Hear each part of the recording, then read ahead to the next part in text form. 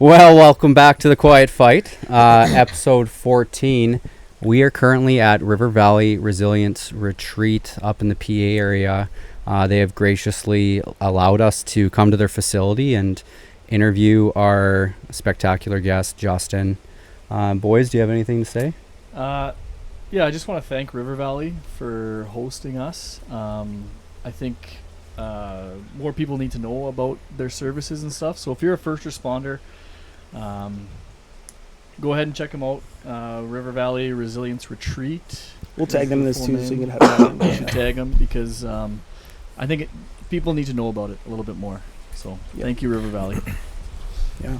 What do you think? I'm excited. I'm excited about this one for a few reasons. One, it's pretty cool to be out here. This is my first time out here, and I'm kind of blown away, to be honest with you. But I'm also excited to hear a little bit more about your story, and I know you've been on quite the journey here for the last little while. Yeah. So I think, I've said this before, but I think it's important that people like yourself share your story, and because there's going to be there's a lot of people that are experiencing some similar things, and for someone like yourself to have the courage to talk about it, I think it's going to be pretty inspiring to a lot of people. Yeah. So Yep. Thanks for coming on. And just like almost all of our guests, like it's through networking on social media. Like we found you on Instagram. Warrior Mentality. I was pretty blown away by how much support you have locally in the community, and then how big it's getting. Like seeing all the posts of people repping your gear and what the brand means to you and all that kind of stuff. So pretty amazing. Yep. I get pictures from people all over the place of decals on cars, or they see somebody in public wearing it, they send pictures, and I love it. Yeah. It's unreal. Yeah. So yeah, just feel very very privileged. Yeah. So I mean, Justin, if you want to introduce yourself, there's lots of people who know you, but for those who don't, tell us a little bit about yourself. Okay, my name's Justin Hodgson. I'm 42 years old. I grew up in a small northern town called Isle Lacrosse. It's in northern Saskatchewan, north of Meadow Lake, about 250k, I think. Excuse me. I went to school there till I was, I want to say 13, maybe just about 14. And then my mother and stepfather got a place out in Alberta, a small town called Winfield. And I went out there for the summer and ended up staying out there and going to high school out there. So I'm a heavy-duty mechanic underground. I've been a mechanic for 18 years now. I've been underground for 16 years. I've been to like 15 or 16 different mines all over Canada. Met a lot of great people. A lot of support through the mines too, with my mental health, and stuff like that. A lot of great friends that I still talk to every day. And I got my beautiful wife at home, Rochelle, her 2 kids, and I have 2 daughters of my own that are 17 and 11, and her kids are 13 and 17. Right on. So, or 14 actually now, 17. But yeah, we live together in Prince Albert, and that's about it, I guess. Yeah, cool. And you're telling us previously that you're 15 years sober now. 15 and a half years, yeah, off of hard drugs and alcohol. Yeah. And we'll get into that again. I'll emphasize that when we're talking through the podcast. Absolutely. Yeah. Well, the floor is yours, man. I mean, it's wherever you want to start, at the earliest age or wherever your story really begins. Okay, well, I guess we can start with when I was just a child, I guess. Start right at the beginning. We had was back and forth from Saskatoon and Isle Lacrosse at that time when I was a baby. My mother was, I think she was 19 when she had me, and I was her second kid already. And my brother's 2 years older than me, so she already had 2 kids at 19. Partied a lot. I don't remember much of my adolescence, like up until my addiction started. So they were drinking a lot. I remember those parts. I remember her getting beat up a lot from her ex-husband. Lots of things I remember is getting her getting choked and slapped around. We as kids too, from them got abused, of course. There's I was a pretty quiet kid growing up because of that, right? I was scared to do anything because it didn't matter what you did when he was around. If you were happy, sad. I share that a lot. It didn't matter what emotion you felt. If you cried, even if you were crying already, he would give you a licking, because you were crying. Yep. It was, and also I didn't know that my mother was actually abusing me as well until You know, I was in a relationship in 2015, I want to say, maybe 2016, and I met this girl that I really liked, and things were going really well. And then I did this self-sabotage thing that I did in just like in my all my other relationships.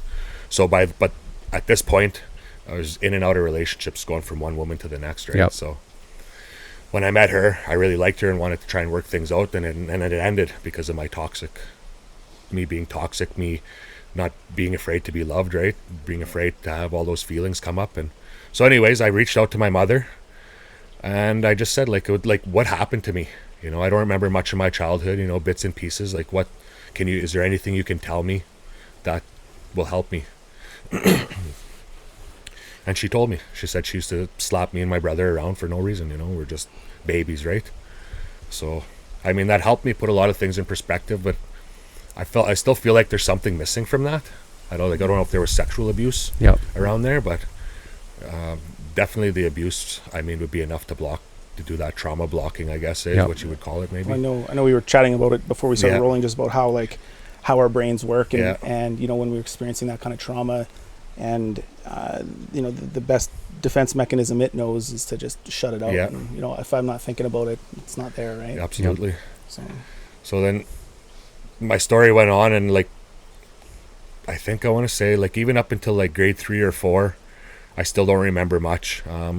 Apparently I was still traveling back and forth, like in the middle of the school years, going to Saskatoon for school, and then back and forth to Isle Cross. And you know, even that messed me up a lot, because like, one thing a kid wants the most in the world is to be with their parents, right? And my father was in town, but he was working in the mine at the time, and back then in the 80s and stuff, the shifts in the mines used to be long, right? They used to be work 6 and 3s, and sometimes they wouldn't even let them stay home for 3 weeks. They'd call them back after a week or two. So they were gone all the time. But he ended up marrying another woman and having 2 of his own kids, and I just kind of like was on the side. Oh yeah. So there's a little bit of trauma from that too, not having my father there, right? And most of my trauma is just from my parents not being around when I needed them. But I remember a lot of times what really killed me was my mother coming in and out of town, like maybe once a year. I never heard from her on the phone much either, not that I remember anyway. But she would come into town and come and visit for like a week or 2, or maybe a month sometimes. And before she left, she would tell me, you know, I just got a place. I'll come and get you when school starts. So I'd be excited, you know, waiting for her. Nobody ever showed up, no phone call. And, you know, every year that happened, and it just crushed me more and more, right? So I started hanging out with a couple of people that were a little bit older than me. They were drinking already. And my grandfather was a drunk, alcoholic. He drank he drank as long as he could, basically, right? And he drank everything he could get his hands on. Listerine, whatever, anything that had alcohol in it. So I used to get teased a lot for him too, because he drank all that shit in high school or in elementary. So there was another thing that, you know, caused me to hate being in this town, Isle Cross. And it went and carried on from there, but that's how we started drinking, was we used to steal the liquor from him. You know, at 11 years old, 10 years old. We didn't get drunk right away. We just, you know, we'd steal some and we'd top it off with water. You know, so I don't think he would have known anyway. He was so hammered all the time, right? But we would just always put it back in case somebody else was watching. And then we'd go drink it, you know, 4 or 5 of us in a group. We'd go sit around and drink, 10, 11 years old. And then the first time I got drunk was Christmas Eve. I was 12 years old. We were all supposed to meet for church. But we all told our parents, I told my grandma that I was going to meet Ryan. Ryan told him he was going to go meet Ronnie, our other buddy. And we all got together, pulled our Christmas money together, and went and got a bottle of whiskey. It was probably the best night of my life. I'll share it. Like growing up as a kid, where you don't really feel like you fit in anywhere. You know, you get bullied and teased all the time, you know.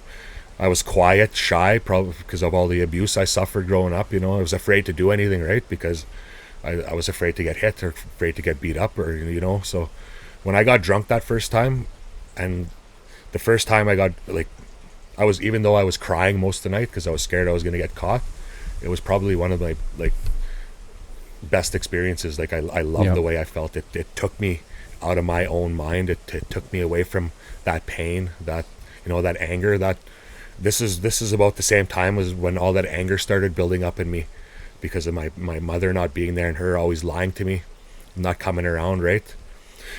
So after I started getting drunk with these guys, with my friends, it got worse and worse and worse. We were getting drunk every weekend at that age, and then we started smoking dope. We ended up getting into sniffing gas a little bit eventually, and some of that stuff there. But I started getting suspended from school not long after that. So and while this is all going on, even though I'm having a good time, I still hate it in this town, right? Because of all the shit that's going on, being teased and bullied and stuff in school, and being bothered like from these guys about my grandfather. I wanted out of there, but I didn't know what I could do to get out of there. So we went on this basketball trip about 30 years ago. I don't know if you remember. How old are you guys? I'm 37. 37? 34. Okay, you guys might remember it then. When the Raptors were here, they came and played in Saskatoon at Sask Place. Yeah. It would have been about 1998 maybe. Yeah. 97, Yeah, 98. I remember that. Yeah. Anyways, we came on a trip with a bunch of guys from my hometown, eh? Yeah. This recreation director, James Daya, he was a great guy. Took care of us back then. And I never hung out with these guys. These were the older guys. These were like they were just kind of like starting a little gang in town back home and stuff, and they were like the guys we looked up to, right? So on our way home, we pooled our money together to go get some beer when we got home, and we ended up getting home at like, I think it was 2:00 in the morning because it was just a round trip type thing. But when I was hanging out with these guys, they were all in and out of jail already, these group homes or whatever, right? And I didn't think nothing of it, but after that, I got suspended from school, and I went back on school property. I didn't know that you weren't supposed to be on school property when you're suspended, because it's actually trespassing. So they called the cops on me. Cops came, drugged me to the floor, threw me on the ground, and arrested me. Charged me with a resisting arrest and mischief, and trespassing. And how old were you? 13 years old. I don't think that was right. I don't know if you should have been attacking a kid like that, but that's not. Anyways, that kind of traumatized me a little bit from cops too after that. But he kept me in the cell pretty much that whole day too after that.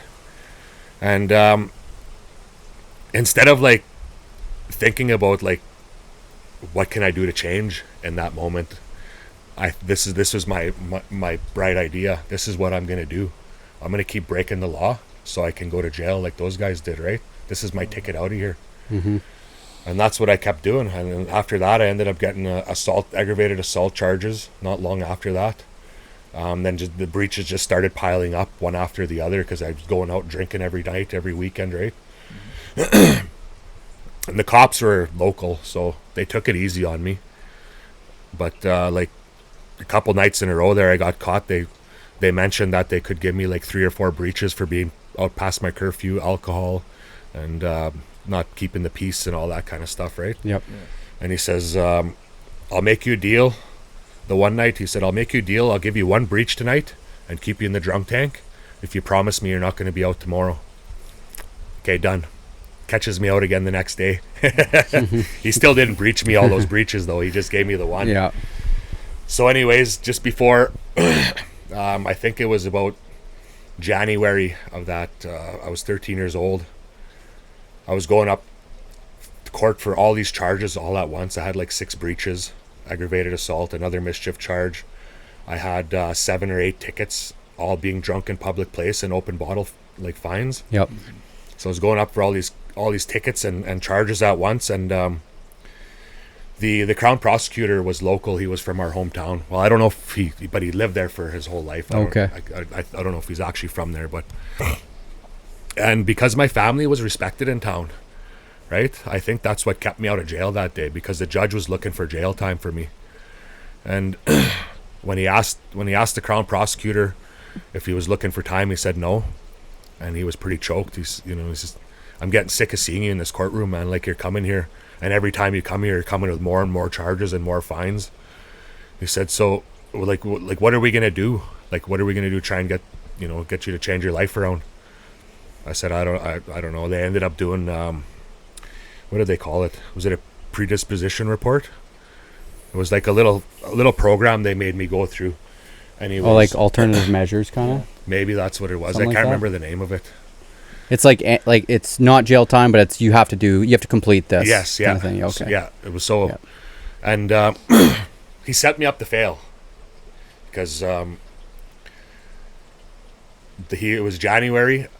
He forced me to go to treatment that next month, and he gave me 2 days close custody, which was nothing. I just had to go sit in a local cell, but for all those fines and all those breaches, he gave me the equivalent to whatever the fines were worth. But for every breach I had, he gave me 50 hours community service. So I ended up with like 300 or 400 hours of community service, and he gave me until the end of the school year to start it, but he only gave me till the start of the school year to finish it. So there wasn't enough time to do it, right? So he set me up for failure, and he also put me on probation until 1 month before my 18th birthday, and I never got charged again after that. Yeah. So I was in treatment with all these people that were like 40, 50 years old, right? That had kids older than me. Like they put me in an adult treatment center, and it was pretty intense, man. Like I remember some of the anger management courses they used to do back then, and it was pretty intense hearing what some of those people said. Well, Yeah. that's tough for you, because growing up in the situation you're in, that's all you're seeing is the Yeah. adults around you are doing just that. Right? Yeah. Like then you go to this place and you're just kind of seeing it again, and like how are you supposed to change if that's all you know? You know what I mean? Like you're it's happening over here, then they move you over here for, to help you, and then it's happening over here, and like what are you supposed to do? Yeah, it was pretty intense. They did this anger management thing I'll never forget. They put us in the dark with a punching bag. They laid the punching bag on the floor, and they had a tennis racket there, and they put a candle behind the punching bag, just so that you could see the punching bag. And then every person had to go up and talk about some of their traumas, right? Talk about what happened to them, why. Like by this point, I think we're on week 3 of treatment, so it was like the end of our week 3, and they talked about. They wanted us to go up there and talk about our traumas, like why we were there, what brought us to this point, to our alcoholic, state, or whatever we were in there for. And I remember, holy man, some of those people had a lot of anger. It was they've been through a lot, right? Yep. And that was me, but I was too scared to go up. I didn't want to go up at that time. I didn't want to do any of that, so I kind of just went through the motions and rolled through it till I was done.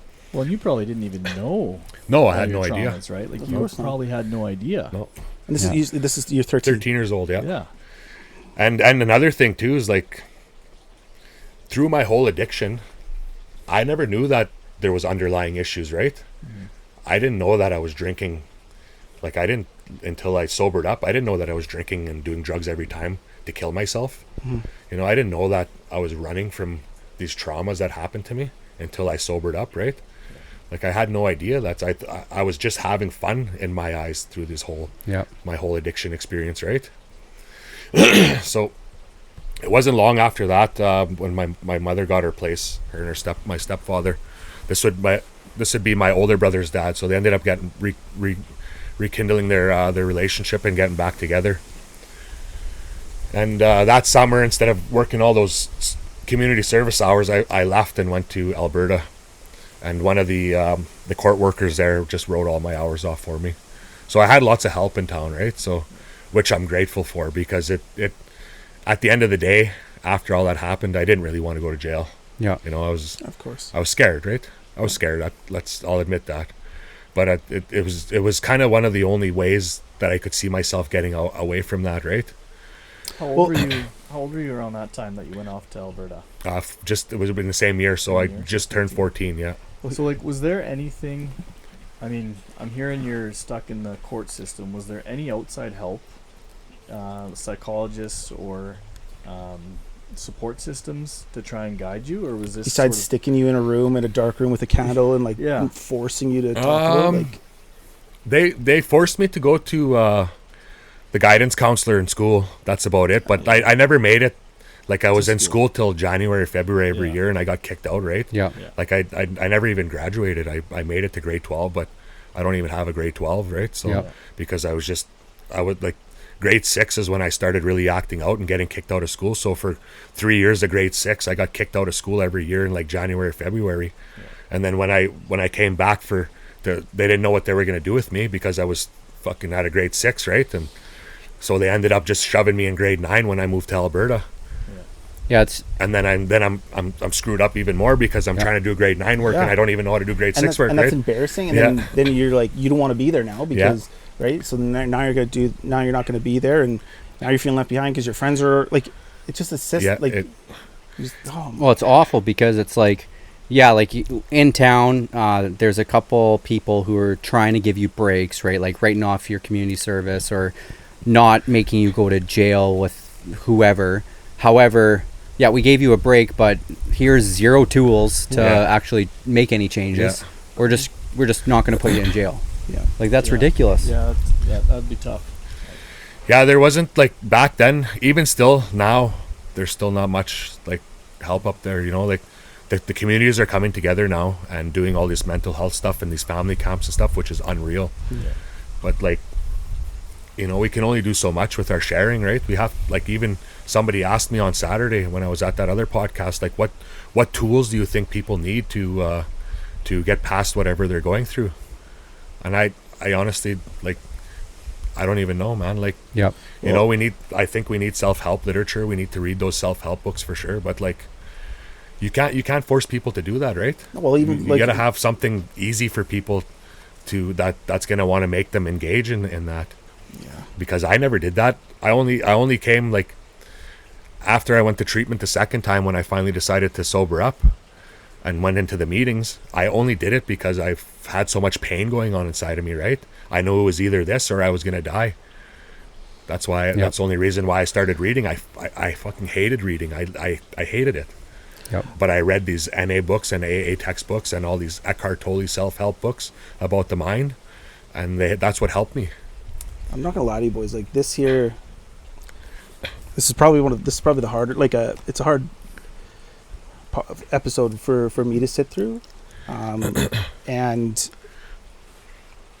it does make me feel lucky because like just hearing your story of your earlier life there, like I went through a lot of that similar stuff. Yeah.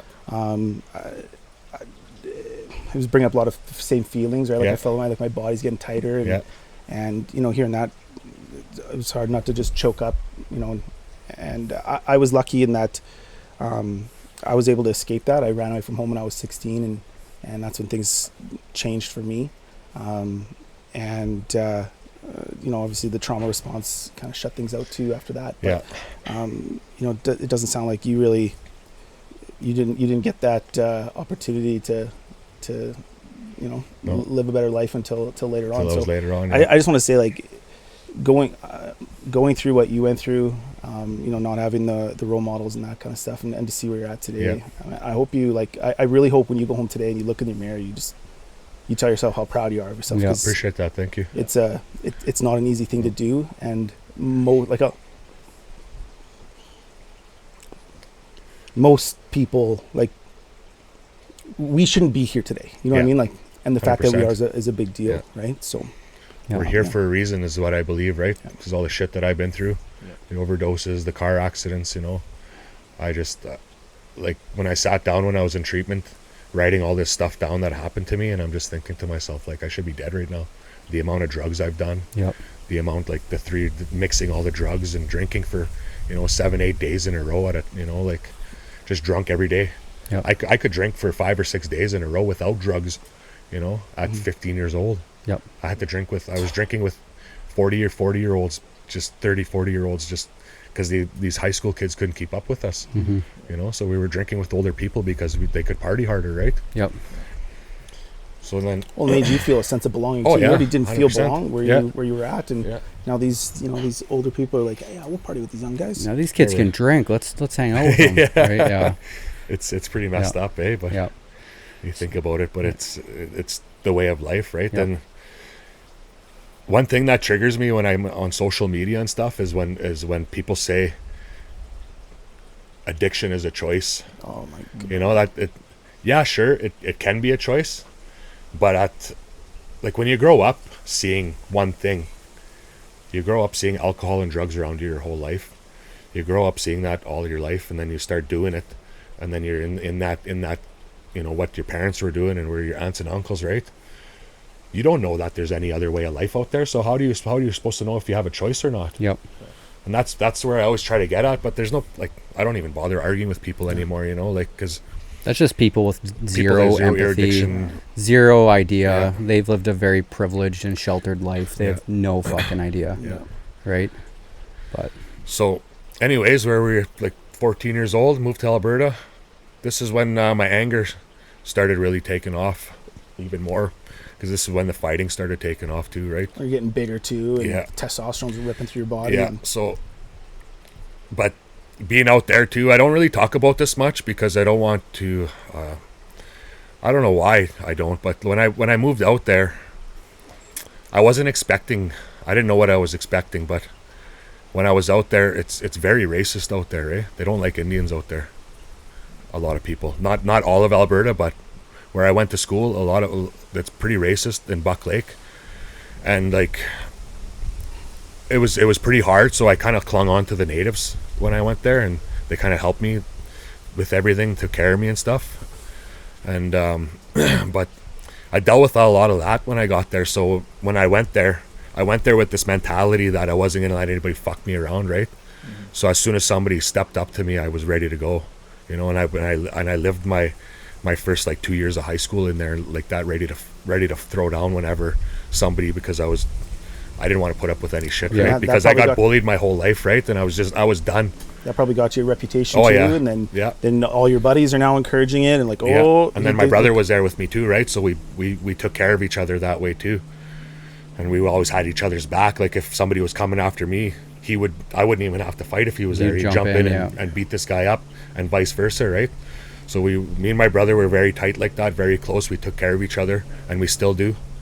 And so yeah, that when I got like that first fight that I got charged for back in Isle of Cross, it didn't really faze me, right? Like I didn't get that sense of like that sense of power like until when I was in Alberta, and I beat the shit out of somebody there, and then I was like, damn, that was easy. I can do this. Yep.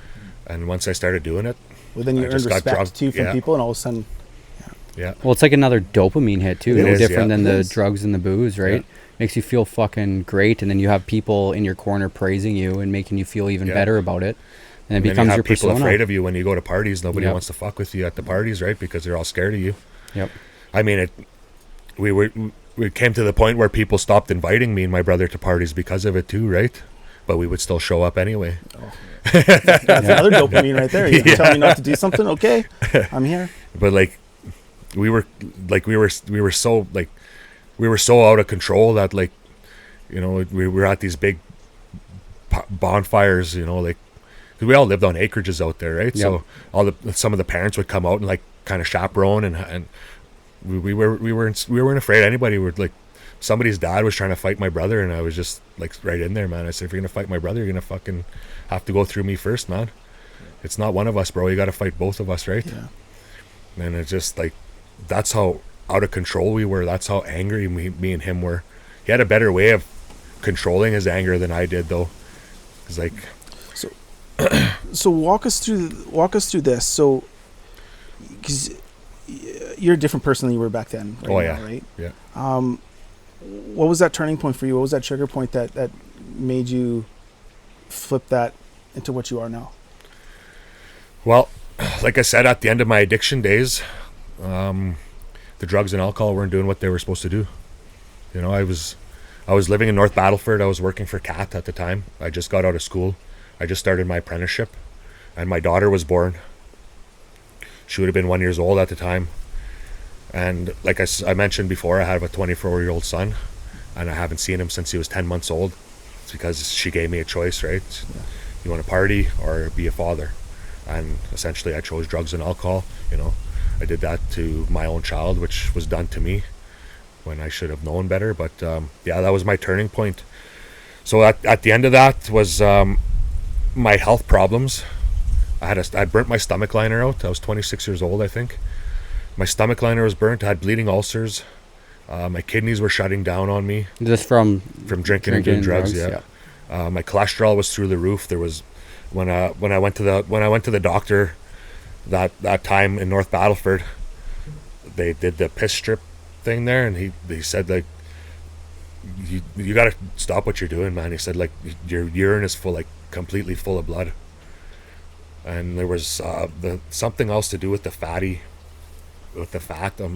I can't remember what he said, but anyways, it was a combination of that and the throwing up the blood, for 2-3 days after I partied, and I was bedridden for 5 days after I partied because of the hangovers were so bad, and I'd be shitting up blood and throwing up blood from both ends, right? So it was that, and then I was partying New Year's Eve one time, just that year. My daughter turned 1, so it would have been 2008 probably, and I just bought a brand new car that year. I was working for Cat, and I woke up New Year's Day in North Battleford alone. I wanted to keep partying. Nobody there wanted to party, so I reached out to some friends in Saskatoon and asked them if they wanted to party, but they didn't want me driving because there was a big snowstorm that day. And so I kept looking, and I found some people to party with in Beauval, which was like 3.5 hours, 4 hours north, right? So I jumped in my car. I was still hammered. I remember it was like 12 o'clock that day. I jumped in my car, started driving north. I blacked out right away, right on the road. I came to outside of Meadow Lake. I don't know if you went through the Glassland Highway there. Just before you come to Meadow Lake, there's a great big hill you come down. So I remember stopping at the bottom of that hill, taking a piss, because I remember standing behind my car and looking up at the hill. And then I blacked out again when I jumped in my car. And then after, I remember being on the highway a little bit from Meadow Lake to Green Lake. And when I come out of my blackout again the second time, I was sideways down the highway like this. And I remember looking at the speedometer, and it was bouncing off the 170. It was going like this, and my foot was still on the pedal. And I remember trying to straighten it out, couldn't do it. I said fuck it, let the wheel go, hit the snowbank. I rolled 3 times, landed on the tires, and then I remember running around my car, and I couldn't hear it. Like, I didn't know my hearing was gone. I was in such bad shock. Yep. So then, the third time I was running around my car, my hearing started coming back. Because my radio was cranked so loud, like it was cranked right to the max, right? So I could hear the music start playing. Then I finally snapped out of it, and I remember looking for my phone in the car, and that was the only thing I did, was cut my hand and bit my tongue. I walked away from that. But I had my seatbelt on, and I never wore my seatbelt back then. Never. Even to this day, I still rarely wear it. I don't know why, but for some reason that day I had my seatbelt on, and that's what saved my life probably. Because I remember every single little thing, all that snow pushing in the car, the force hitting me. I remember all that. And then after that happened, I went running through Green Lake and to the highway north. And the first car that came, I stuck my thumb out, and they stopped and picked me up. And they were drinking and driving. Well, what do you think I started doing? Started drinking again, right? So I drank with him to Beauval. He dropped me off at Beauval Forks. Got a ride from who I was going there to party with. They came and picked me up, and I partied all night with them. After that, wow. I woke up in the morning and felt like I got hit by a bus. Yeah. My body was in so much pain, man. Oh yeah. And I couldn't remember. I couldn't remember what happened. And I called my car in stolen when I was hammered. So I fucked that story up, because I tried calling it in to find out where my car was the next day. Because I don't even remember what I said, right? But the people I was with told me that I called it in stolen. And that case went on for a few months after, like probably 6 or 8 months. And they finally sent an investigator out, and was just like, we know you were the one driving your car. He said, just like, we'll give you one last chance to come out, tell us the truth. He said, it's already too late. You're not going to get charged with impaired. So, like, what's your move here? I said it was me. I said I didn't want to get charged, so I just called it in. So that was one of the other turning points for me. And then the final straw was coming to that ultimatum again, right, with my kid.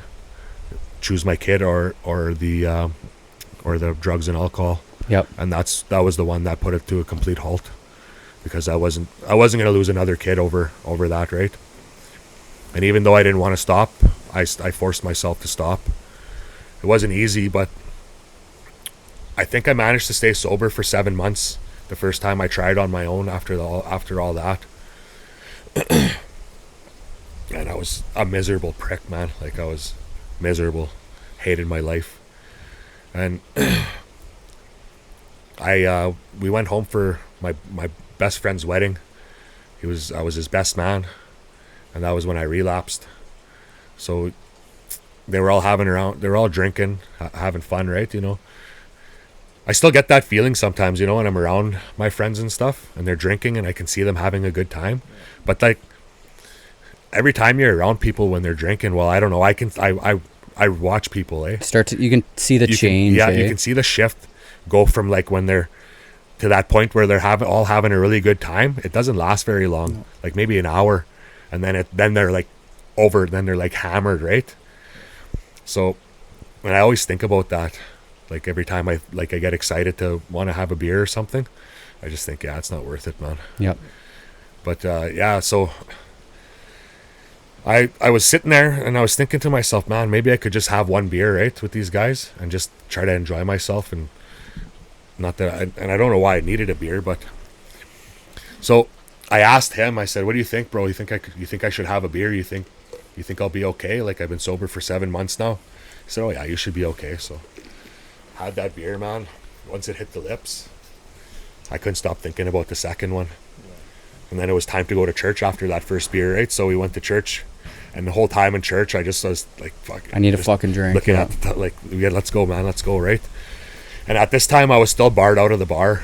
I got barred out of the bar in Isle Cross for a lifetime, because I flipped out in there and threw a beer bottle and a chair across the bar. So after church was done, everybody wanted to go to the bar. And I'm like, I'm barred out of there, but I'll try go. So we went in there, and they kicked me out. So I had to sit outside in the car while they had their wedding shots and wedding beers, right? And yeah, so I ended up drinking all weekend that weekend till all my money was gone. I did all the drugs. I ditched my wife and my daughter. And it was Monday morning. I remember them leaving town, and I just laughed about it. You know, like, oh, there goes my wife. You know, no remorse, right? No care in the world. Until that night, when I ran out of money, ran out of dope, ran out of booze. Then I was on the phone crying to her, trying to get her to come pick me up and get or find me a way home, right? It's sick, man. It's a sick place to be. But yeah, that was my turning point for me. And then just not being able to like function when I was partying, because the drugs were, like I said, the drugs weren't doing anything for me anymore. I remember sitting, like, being at a party or in the bar, and I just break down crying there for no reason, because I had so much pain, right? Yeah. Just like, yeah. And then people would be looking at me like, what the fuck are you crying for, man? Like, I had no idea. And you're a dude crying, and everyone's like, you know, the stigma, man up. And, yeah. You know, and back then, like, no one was man, dudes weren't talking about this stuff. You know what I mean? Like, there's no way you're gonna tell your friend what's been going on or how you're feeling, right? No, not back then. No. I mean, it's still hard even right now. Yeah. I still struggle talking to people. I was going to ask you about that, because from childhood up until now in the story, it sounds like you didn't have lots of very close connections, right? Your mom was away, you weren't with your dad, you didn't have very strong personal connections. So how are you managing that now in a place where you're at? How has that journey been? Now it's most of the times I can catch, like, when I start to go through something. But like, as long as I'm doing those daily prayers, like I like to pray in the morning when I get up and when I go to bed, just not asking for things, you know, just giving thanks, being grateful. Yeah. And there's a few people, depends on what it is I'm going through. I got some friends that I reach out to, but sometimes there's things where, like, I'm afraid to even, like, deal with it myself. So, like, then it really closes me down to, like, want to reach out to people, right? But, like, Rochelle's helped me a lot too, where our relationship is, you know, it got rocky there for a bit, but, like, we've been learning to communicate with each other, and I've been learning to open up to her more about what's going on with me. Yep. So it's been it's a learning curve, because I've never opened up to anybody that I've been with, because anytime I've opened up to anybody in the past, it seemed to have ended, right? Like girls used to tell me that they want somebody who's emotional, but then you get too emotional, right? And then they don't want to be with you because it's like, well, fuck, this guy's crying, man. He's too emotional for me. Yeah. He's depressed, like, you know, like it was either too much or not enough, right? So there was no middle for me in any of my relationships.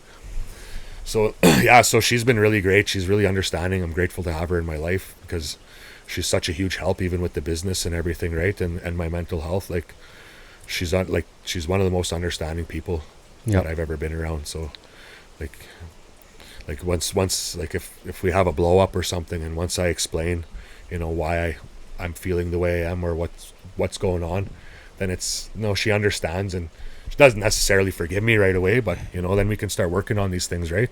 Yeah. But I actually found, because I was just recently going through some anxiety and stuff, and I said I need to find somebody that I can talk to, somebody that's not my friend, somebody that's not going to side with me all the time and just be like, no, you're doing good. Just agree with you, yeah. And actually, our perlator driver that delivers our stuff, he's been in the recovery rooms for like 15 years. It's funny how these things work, eh? Because the day we were just talking about it, that same morning, he shows up at the house, and I'm like, dude, you're in recovery, eh? And he's like, yeah. He's like, I'm gonna start talking to you because I have his phone number already, right? So I called him the next day, and we on my way to Saskatoon on Saturday, and just kind of laid everything out for him. I said, this is what I'm going through, this is what I'm struggling with, and he helped me. So I'm gonna make a point to talk to him once a week. That's awesome. And I told my wife, you know, like, help me with this, you know, remind me, you know, just ask. She said, how can I help you? And I just said, you know, just ask me or remind me. Did you talk to Mike this week? You know, so I want to try and make it a point to try and talk to him once a week, right? This is remember we talked about on a different episode about mental fitness and how I like to call it, like mental fitness, flexing your mental fitness. It's not, you don't go to get mental health help and then it's just, okay, now I'm done, I'm healed, and I get to move on, right? You've been on this journey for 15 plus years now, you know, becoming a better human, becoming a better person, and you know, you're still working on it, you know what I mean? Like it's a lifelong process, just like your muscles. You're going to the gym, working those out, you got to flex that mental health muscle too, and you know, get the help even now. That's why I'm saying those little things we do daily are so important, right? Like me going to the gym, that's important for me. Me saying my prayers, you know. Now I gotta start reaching out to people, because, you know, like there's some of the things that have been popping up for me is my insecurities, right? My old insecurities. I've been putting a lot of stress on my relationship. So that's where Mikey came in, and, you know, I talked to him, and one of the things that he said to me that just blew my mind was, because one of my trauma responses is breaking up right away, right? When things get hard, okay, I'm done. Or if they get too close, and I don't want to get hurt. I don't want to be with you. Yeah.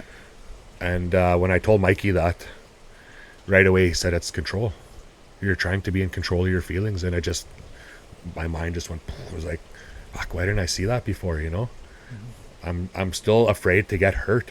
Yep. I'm still afraid to let go, to let somebody love me, because I'm afraid to get hurt, you know? Do you know how much courage that takes to even just admit that? Yeah. You know what I mean? Like that's...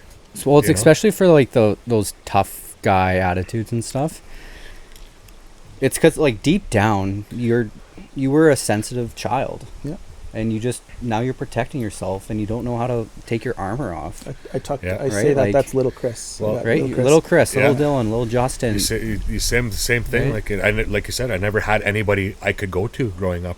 Yeah. I never had anybody ever in my life that I ever felt safe with, that I ever felt comfortable with, right? Yep. That's the first time that I ever have somebody in my life was with Rochelle. And now you're trying that I feel comfortable, and you know, and I'd like, we get to these points sometimes too, like when we're just going through the motions too, right? Because like just before, like about three months ago, I was just thinking to myself, like, this relationship, there's something wrong, right? Like, and it's mostly just business based, like, and when I started going through my little things, we kind of started fighting a little bit. And she said that exact same thing to me, you know, like, I feel like this relationship is just based around the business.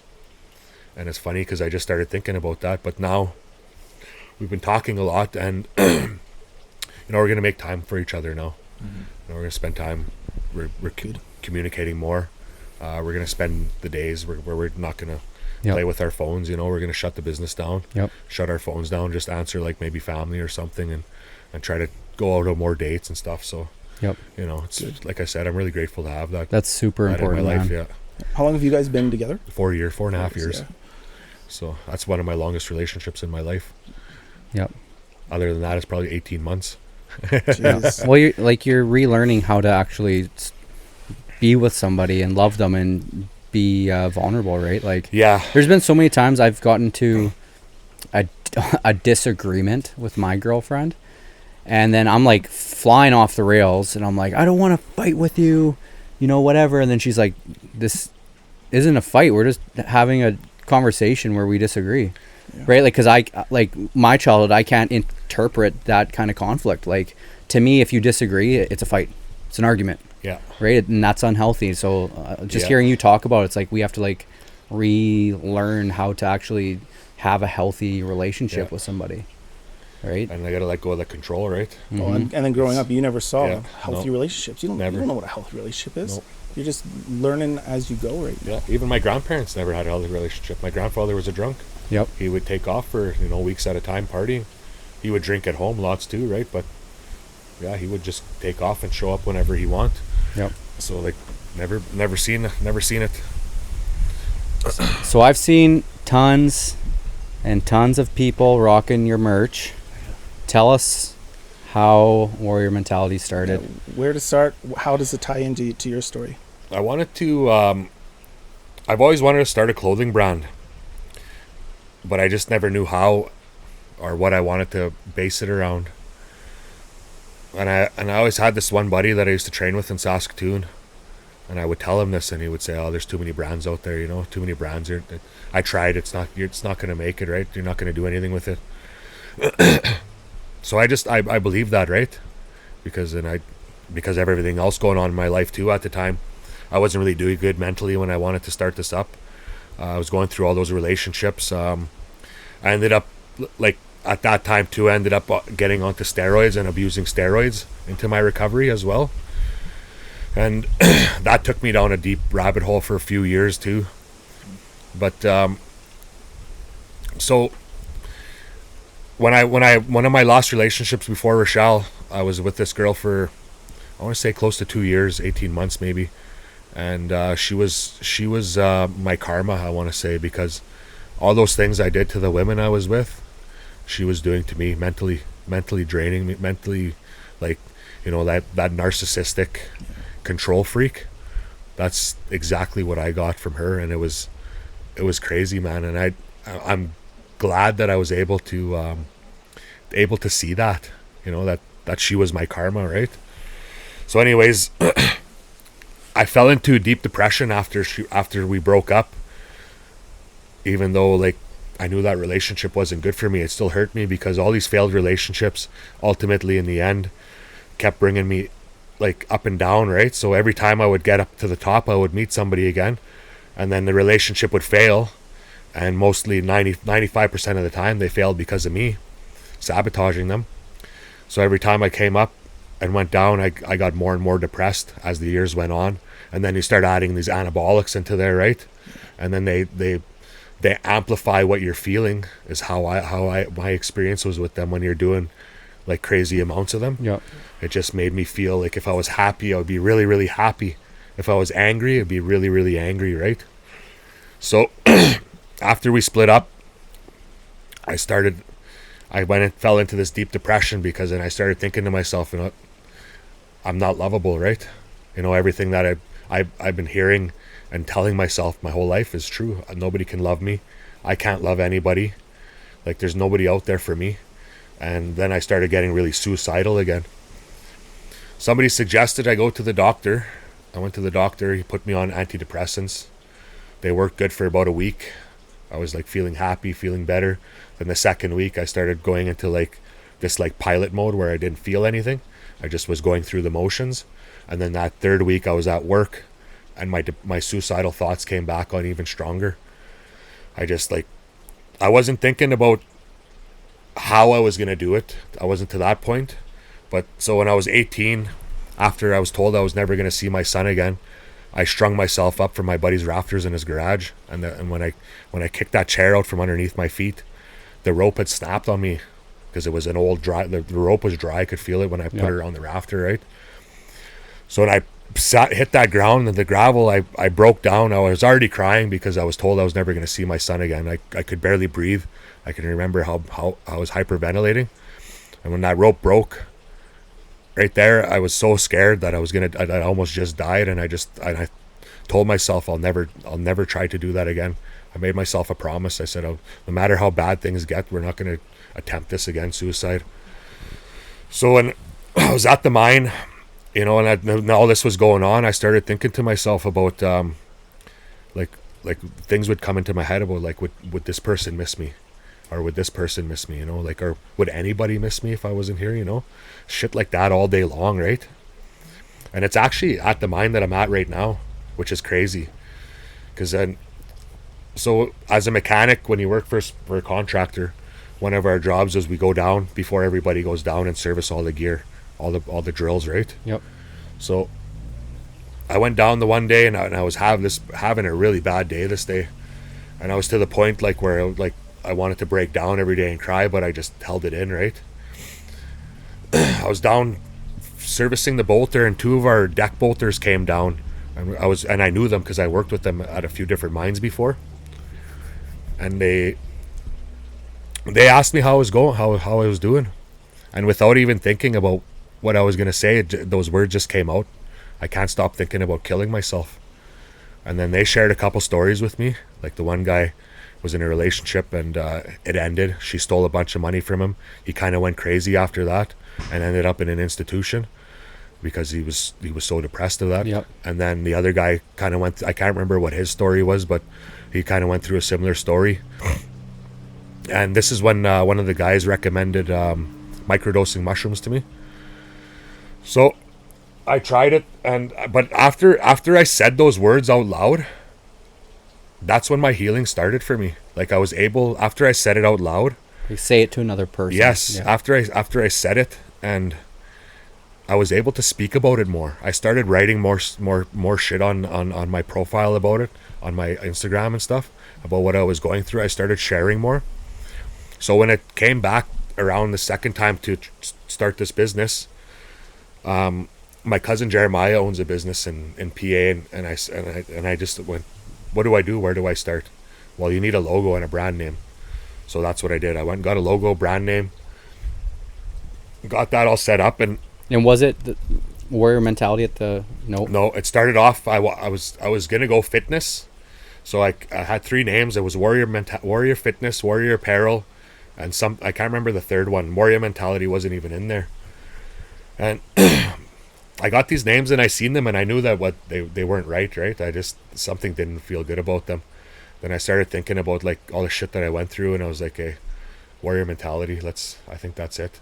And I said I'm gonna share my story with this brand, and share everything that I've been through with this brand, and try to build this brand up with that, right? And that's how it started, and that's where it went. But it didn't start right there. She was just coming into my life at the time. I got the logo. I had the logo for about 7 months before she came back into my life, because we actually met in high school before. And she came into my life. We met, we hung out, moved in together. Like, the whole relationship went really fast, because, like, we were together. We were together when we were younger. Yeah. And there was already that connection there. We already had that strong love for each other.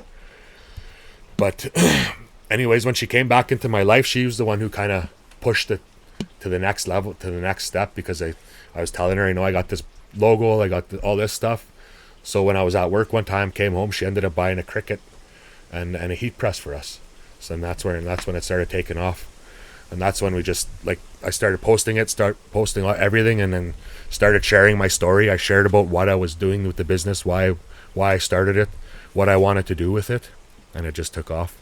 Yep. But it's like, one of the things that I remember was this guy who kept telling me it would never make it, and one of the reasons You know, after I met Rochelle, when she bought all this stuff, I was still questioning myself.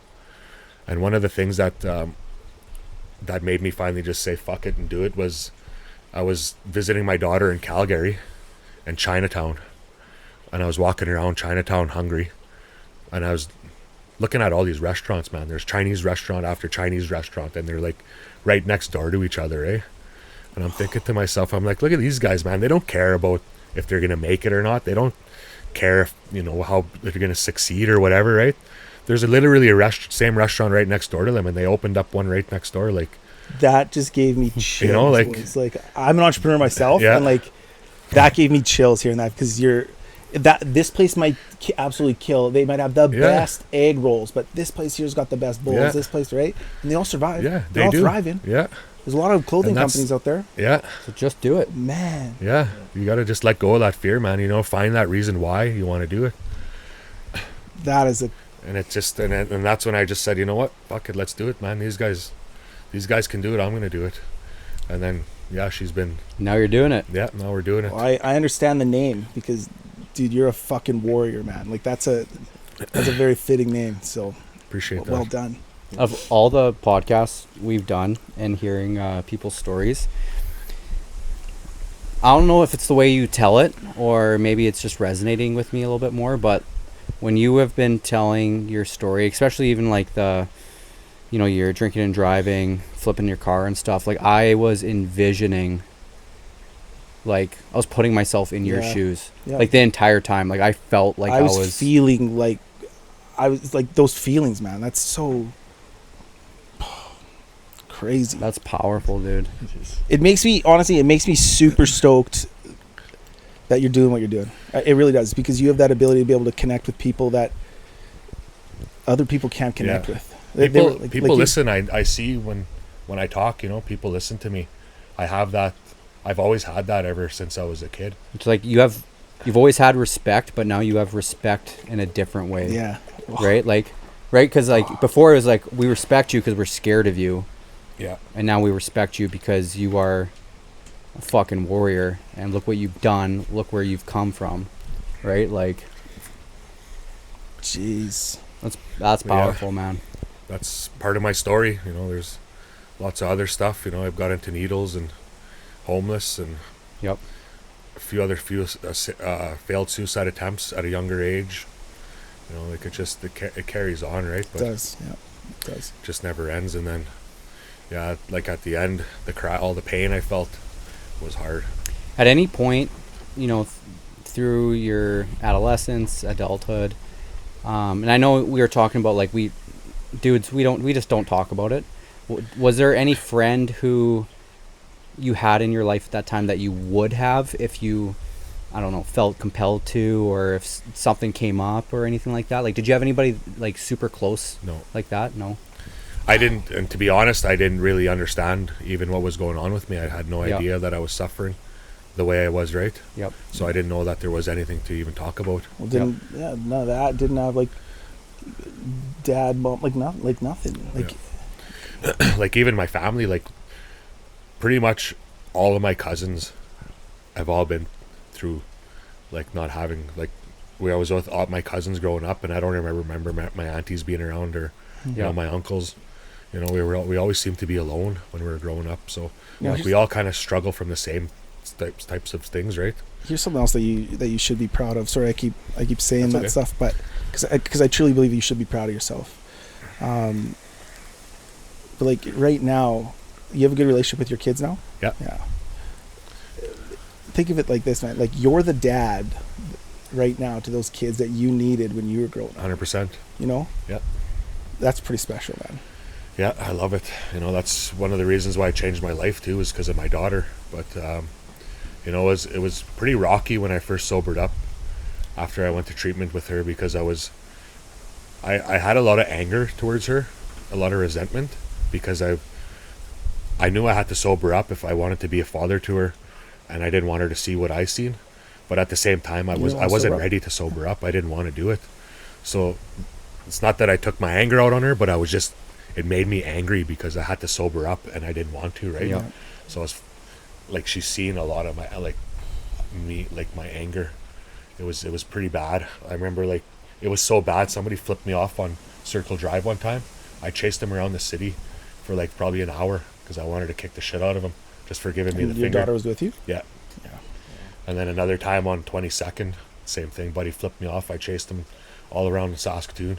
See, and the problem with that is Roll the window down, fucking screaming at it. Pull the fucking car over here. My daughter's in the back seat, you know. and if your kids like, and this is what I take in my adult life now, because I screw up all the time as a dad, right? But if your kids are, if that's all they see, just like all you saw was drinking and partying, right? That's all you see. Like, how are you supposed to know any better? Yeah. So to be able to recognize that and be like, look, I gotta be better for my kids. Yeah. She's a pretty mellow kid, thank God. She did struggle with some mental health stuff there for a bit. She was going through some suicidal stuff, but she got bullied a lot in school, and she never told any of us. Yeah. You know, I asked her, I said, well, like, why didn't you tell me or tell somebody? She said, I tried telling the teachers. I said, no, you should have came to me. I would have went to that school and took care of it. You know, I probably wouldn't have took care of it in a good way, but I would have done something for her to stick, you know, to show her that somebody's there for her, right? You know, that's what I told her. Like, I'm here for you. Whatever you need, I'm here. Like, I don't give a shit what it is. I said, I'll find a way to fix something for you. Yeah. You know, like, and one of the times I think is what helped her. She was threatening to commit suicide. This was about 3 years ago, and I was at work. I was working in the Yukon. My ex-wife messaged me or called me. I can't remember. Anyways, I left work right away. Work was pretty good. You know, they got me a plane in there within an hour after I told them what was going on. Flew me back home, and I think just her seeing me come home, I think helped her. I feel like that connection, like, you know, seeing that I would leave and do anything for her, I think it helped turn things around for her. You know, and I always tell her I'm proud of her because she's seeing a therapist, right? Talking to it. She said she hates it. I said, I know, I understand. I said, I hate talking to a therapist too. I said, I still won't talk to a therapist, but I said, I'm proud of you for doing it. Yeah. I said, just keep doing it even though you don't like it. I said, I have to talk to somebody that I can connect with, right? Like somebody that's been through addictions, somebody that's been where, you know, similar story to I have, that can understand me, not somebody that can ask me these stupid questions out of a book that they learned in school, right? Yeah. That shit drives me nuts, man. Well, how did it make you feel? Well, I just told you for 20 fucking minutes, right? Like, obviously, shitty. Yeah, obviously, I'm here today. This is not. And it's great. pissing me off even more because you keep asking me the same fucking questions over and over. Yeah. You know, like, I just drove me nuts, man. Yeah. But even a therapist, I was so manipulative back in the day. I would tell them what they wanted to hear, and when I first sobered up from when I went to treatment, when I told work I had a problem, I said I need help. I have a drug and alcohol problem. I need some help. So they hooked me up with a therapist, and I went to this therapist and I wasn't truthful with her. I lied to her. She's like, "Oh, you don't need treatment." I'm like, perfect. That's because we're as men we're told that, like, we're not supposed to be vulnerable. We're not supposed to be weak, right? And in reality, if you're admitting that you're struggling, right, and it's you're kind of admitting to yourself that you're being weak, and that's, you know, we're taught not to be weak. Yeah. And so, of course you're gonna. I remember, like, when I was a kid, everything that I went through, I'll tell you right now, nobody knew.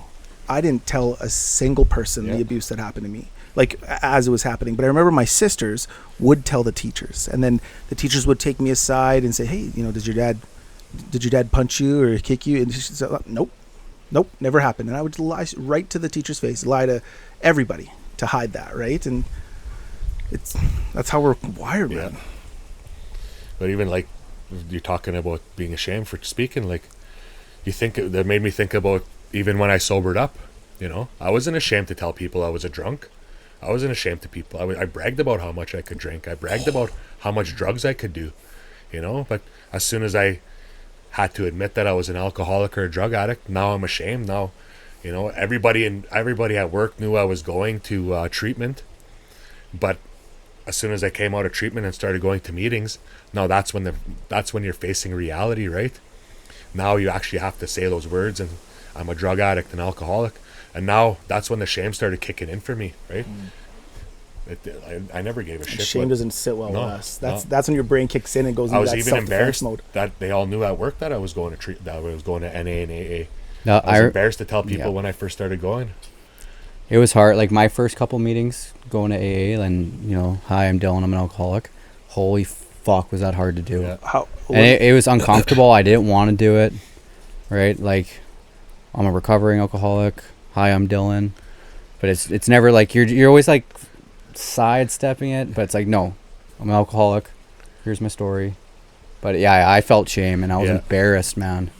But then it gets to a point where it becomes the new norm, and now it's like, fucking, I have a drinking problem. Like, you're not going to be embarrassed because your arm's broken. You're not going to be like in a cast, embarrassed because your arm's hiding your arm. Yeah, like it's an injury. It's just this is an injury you can see where. Yep. Yeah, so I can definitely resonate with that. Yeah, I always think about that whenever I gotta share that more, because a lot of people feel that shame probably when they're trying to sober up, right?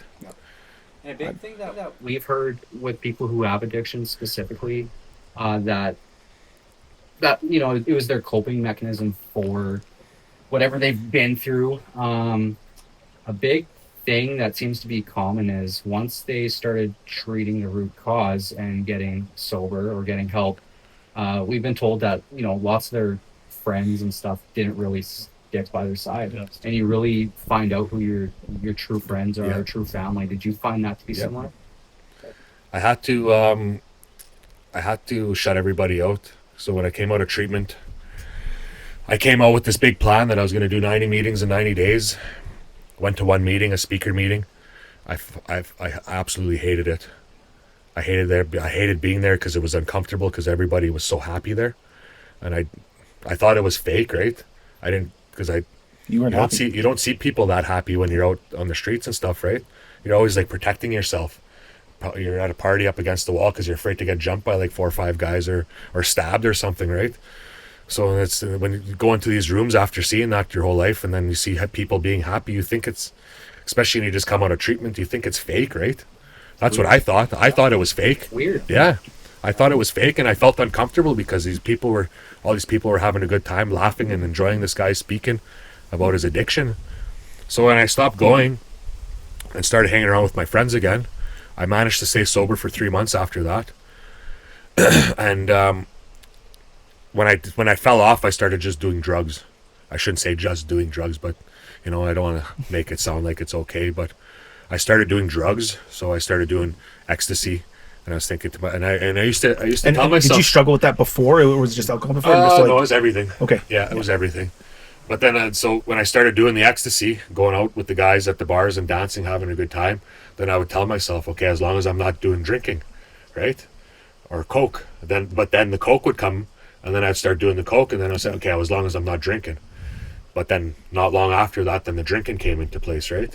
You're out of coke, and coke's expensive, and now you're drinking. And so that's the biggest sign of like an addiction, right? You're trying to manage. Yeah. Right. Like I've talked about this several times before, but when I was drinking, it'd be the same thing, except I would bring like, okay, I'm gonna buy this, 2.4, 2.6, and a 48 pack of beer for 1 or 2 days, but I'm gonna buy a bunch of Gatorades and near beer and all that. I'll drink those first, so then I'll be full, and I won't drink all my drinks are gone. or you're like, oh, it's okay to drink here because this is a wedding, it's a special occasion. Yeah, it's a special occasion. And then now all of a sudden, every day is a special occasion for something. Yeah, it's crazy how much we have to tell ourselves, eh? It's just you're like trying to convince justify. Oh man, yeah, it's crazy. But yeah, so anyways, I fell off. That was my last time falling off the wagon. Was at February of 2010, I think it would have been. Ended up on a 3 or 4 day bender again, drunk and high. I mean, towards the end of my using days too, nobody really wanted to party with me because I was me and my brother we like to pick on people at parties, not in a sense of like bullying them, but like, well, I guess it would be bullying, but so like if we had whenever we had drugs, we would pick somebody in the room and just like make the biggest rail for them in and be like, here, do this, and they would do it, and we'd get them fucked up and keep getting them high, and then they would be. I remember one kid was sitting there, and I actually ended up taking the plate from because he actually looked really terrified. So we had a bunch of blow, and so we just kept feeding it to this kid, kept feeding it to him.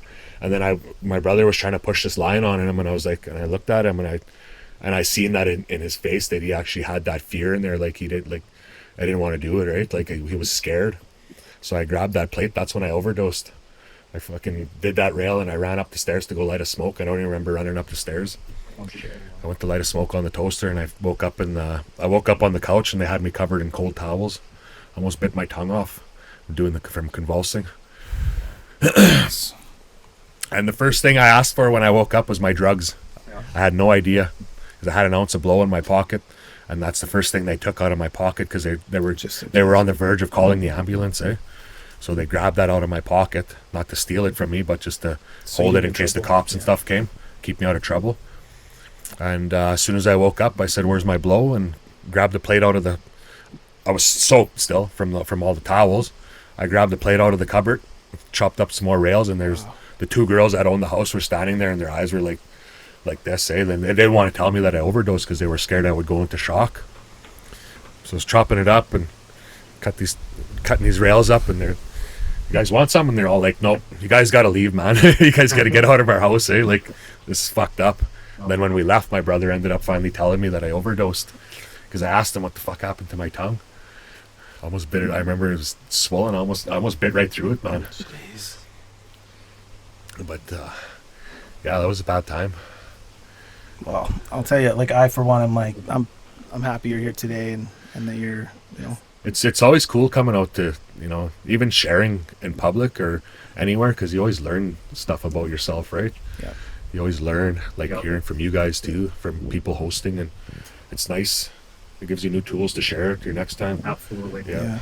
And it's like for anybody who's younger who is going through it or experiencing something that you did and hearing your story, that you can, you know, strive to be successful, and you can strive to be sober and do all these good things, and your self-worth is so much more than what you perceive it to be, right? Like, it's inspiring, man. Right? Yeah, 100%. One of the things I think we have to do is just learn how to control our minds, control those thoughts. And one of the biggest things I think we also need to do is learn to be okay with ourselves. Yeah. One thing I learned in all my years of my addiction and not being an addiction was people are going to talk shit about us no matter what. Stop listening to them. Well, you'll be killing it. You'll be killing it, and they'll talk shit about you. Like, it's. That's one thing I learned. It doesn't matter how good you're doing or how bad you're doing. You know, that's one thing I had to learn, because I was, and to stop doing shit that I needed to keep hidden. Because if people always find out, man. No matter what you do, no matter how hard you try to find it, people are gonna find out. Yep. And if you don't want people to fucking talk shit about you, stop doing that. You know, if you want people to stop using your past against you, just get it out there. Talk to people about it. Tell them. It's like Eminem in 8 Mile, where he drops all the bad stuff so you can't say anything bad about him. So pretty much, yeah. That's so true, though. It is, yeah. I think that's a good place for people to start, man. You know, start working on that, getting rid of their skeletons, getting rid of those secrets, getting rid of all that shit, so people have nothing to talk about in the end. Yeah. Give people a reason to have nothing to talk about you. Yeah. That's eventually where it came to at a point for me in my life. Yeah. Is just saying fuck it, and here's all my laundry right on social media. Yeah. You know, I am a narcissist. I am an asshole. I am controlling. You know, it's just, who cares, man? I'm working on it. I'm working on it. Facing the demons. I'll work on this forever. Exactly. Yeah. So if someone were to approach you today and say, "Hey, man, I'm going through, you know, my own quiet fight," what advice would you give them? I don't know if I'd give them so much advice. I just asked them if they want to talk, I guess. See if they want to, you know, tell them I'm here to listen if you want to talk. I think that's a perfect answer. Because the best thing you can do is listen to somebody, right? Because you can give people advice all you want. Yeah. I'm sure you got a ton of advice. How many people have given you guys advice, and how many, have you listened? No. No. But I'll tell you right now, when people listen, it's on the way here. I was struggling, right? And I messaged you guys this morning. I told you guys I was struggling, and I was having a hard. I've been having a hard, few months. And you guys gave me that space today to talk on the way here, and it made we me just feel, cried in the van. It was good. made me feel way better. So just having It's amazing, that man. space It's good to have is good. people like that, eh? It is, yeah. Yeah.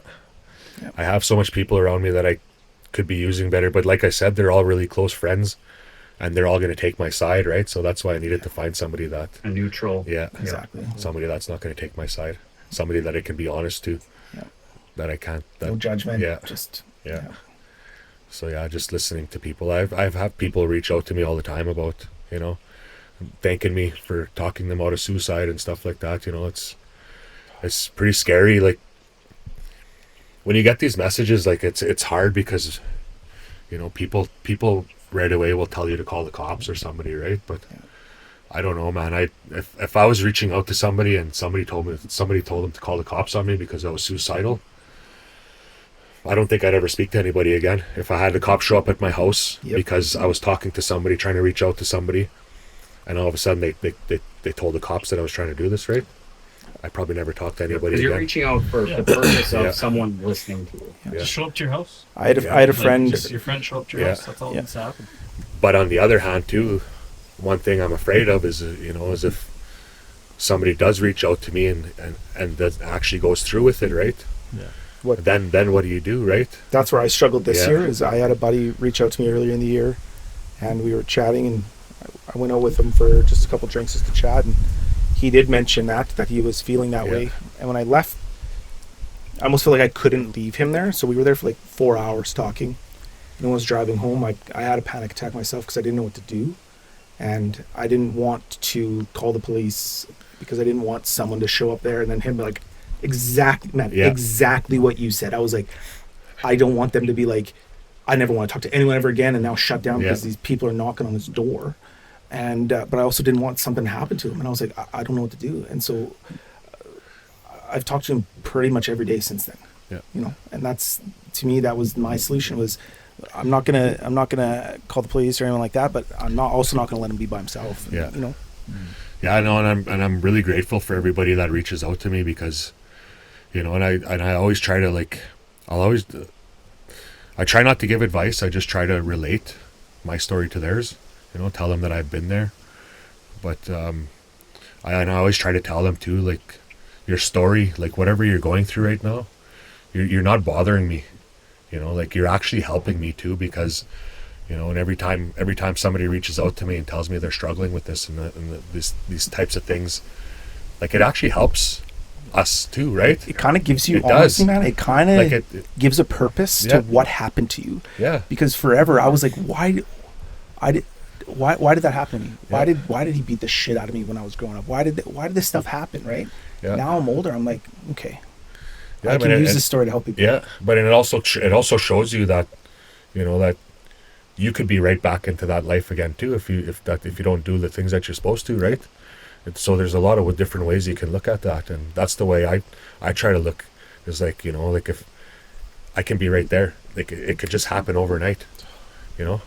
It could take one drink for me to just be right back there, right? So when people reach out to me and tell me that they're struggling with addiction and stuff, I try to always remind them that you're helping me as much as I'm helping you. I don't think I've had goosebumps so many times in a conversation in my life. Like, serious voice. Like, jeez. It's, Your story is absolutely incredible, man. Appreciate that. Incredible. I'm really excited to see where you go from here. I really am. I'm you've got a follower for life right now, man. yeah, thanks. I'm very happy I met you today. Thank you, appreciate it. Yeah. You also have to buy merch now. I was looking at this hoodie. I was like, I'm gotta order really some liking in. that. These are just samples, so I'm getting some. Oh, yeah. Oh, he I'm wore the gonna get nice some ones made. out today. Yeah. Well, yeah. Any more questions? I don't think so. No, any questions for us, Justin, at all? No, I Anything think else you want to add? don't give up, man. You know, like I said, I still struggle. You know, tell everybody I still struggle with reaching out to people when I'm struggling, my own self.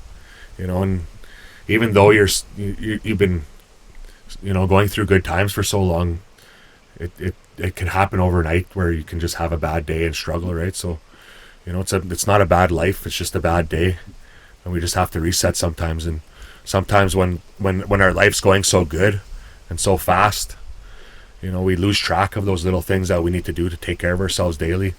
And those are the things that we need to focus on, is the little things, right? Yeah. So that's one thing I want to say for everybody out there struggling, is keep track of the little things, because those things lead up to the big things that are coming. And if we don't appreciate the little things, you're not going to appreciate the big things coming, right? Yep.